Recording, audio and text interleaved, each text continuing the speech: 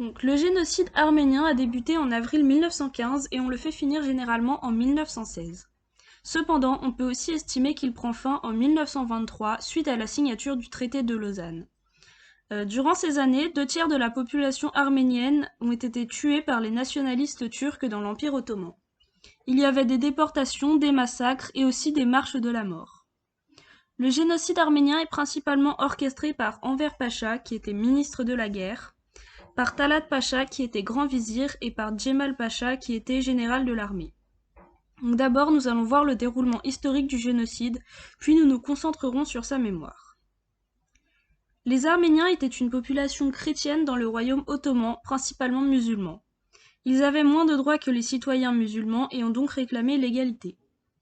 Si les massacres commencent plus clairement à partir de l'arrivée au pouvoir des jeunes Turcs ou comités Union et Progrès, sous le règne du sultan, des prémices ont déjà lieu. Environ 200 000 Arméniens sont assassinés en Anatolie durant les massacres hamidiens. De plus, des réformes avaient été promises en 1818, mais elles n'ont jamais été appliquées. Donc beaucoup de partis politiques arméniens se créent entre 1880 et 1890. Cela redonne espoir aux Arméniens, mais malgré ça, quelques révoltes comme celle de Zeytoun sont réprimées violemment par l'Empire ottoman. Donc certains autres partis s'allient à ceux des Arméniens, c'est le cas des jeunes Turcs. Ils renversent le sultan en 1908 et le futur s'annonce positif pour les Arméniens. On assiste au rétablissement de la constitution en juillet, l'égalité est proclamée et les non-musulmans entrent au Parlement. Seulement, à partir de 1909, on voit naître les massacres d'Adana. Il s'agit du massacre des Arméniens par certains Turcs qui fait entre 20 000 et 30 000 victimes arméniennes. Il y a aussi la destruction de commerces, d'écoles, etc. En fait, les jeunes Turcs se sont tournés rapidement vers un nationalisme manifeste. Ils ont opté pour une turquification de l'Empire. Ils s'appuyaient sur le panturquisme. C'est une idéologie qui prône la réunion de tous les peuples turcophones. Ils souhaitaient créer un État-nation turc là où on avait avant un empire multiethnique et multireligieux.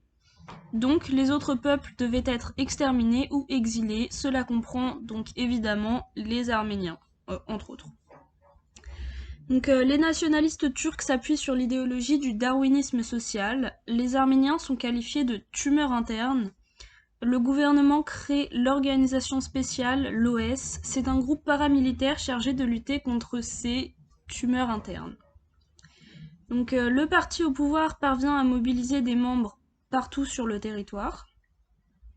Les Arméniens sont déportés vers le désert ou vers des camps de concentration. Une fois là-bas, ils sont assassinés par l'organisation spéciale. Mais la plupart meurent durant les marches de la mort. Ce sont des marches pendant lesquelles on ne prête aucun intérêt à la survie des marcheurs. Au contraire, le but peut être justement de les tuer. Il y a donc des massacres et des marches de la mort jusqu'à la signature de l'armistice de Moudros. Ce génocide a fait environ 1,3 million de morts chez les Arméniens. Il ne reste à la fin que 700 000 survivants sur les 2 millions de la population arménienne originelle.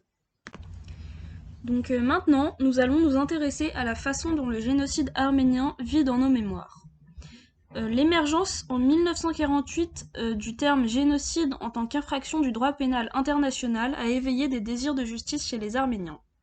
Dès 1965, ils revendiquent la reconnaissance des événements passés comme génocide. L'Uruguay est le premier pays à le reconnaître la même année, et l'ONU le reconnaît en 1985. Cependant, la Turquie nie le génocide, elle modifie les chiffres, nie les intentions criminelles et génocidaires, et parfois même retourne la situation. C'est un négationnisme d'État. Lorsqu'une entité politique reconnaît le génocide, la Turquie réplique en prenant des mesures économiques ou diplomatiques qui désavantagent l'entité qui a fait le choix de contredire le gouvernement turc. Malgré cela, toutes les recherches concordent, il s'agit sans aucun doute d'un génocide, et la population turque est de moins en moins en accord avec la prise de position de son gouvernement. Ce négationnisme pose des problèmes, la Turquie souhaite entrer dans l'Union européenne. Malheureusement pour elle, le Parlement européen a reconnu le génocide en 1987. Il est donc demandé à la Turquie de le reconnaître si elle veut entrer dans l'Union. Certains pays comme le Royaume-Uni et Israël ne reconnaissent pas le génocide, probablement pour garder de bonnes relations diplomatiques avec la Turquie. Pour conclure, nous pouvons dire que, malgré le siècle qui nous sépare du génocide et toutes les recherches qui prouvent qu'il s'agit bien de cela, certains pays procèdent de négationnisme. Cette question pose des problèmes moraux, mais cela prolonge aussi les souffrances des populations victimes qui ne sont pas reconnues comme telles.